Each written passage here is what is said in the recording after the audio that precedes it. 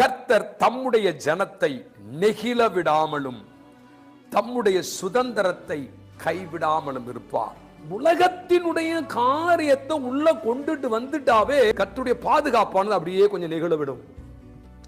உன்னுடைய சுயத்தை உள்ள கொண்டுட்டு வந்துட்டீனாவே கர்த்தர் உன்னை கொண்டு செய்ய வேண்டிய காரியங்களை அப்படியே கொஞ்சம் தளர்த்தி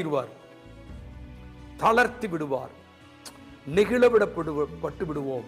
கர்த்தர் தம்முடைய ஜனத்தை நெகிழ நீ அவருடைய ஜனமா இருக்கணும். அவருடைய வார்த்தைக்கு கீழ்ப்படிந்த ஜனமா இருக்கணும். பார்க்கலாம் எப்படி நெகிழ விட்டுருவாருன்னு பார்க்கலாம். அல்லேலூயா. நீ மட்டும் எனக்கு மட்டும் கீழ்ப்படிந்து நீ நில்லு. எந்த பிரச்சனை வந்தாலும் நான் பார்த்துக்கிறேன்.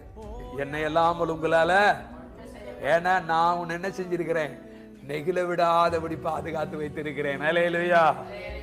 கர்த்தர் இந்த 12வது மாதத்துல கர்த்தர் நிச்சயமா நம்ம நெகிழ விடாமல் காக்கிற வல்லவராய் இருக்கிறார். அல்லேலூயா.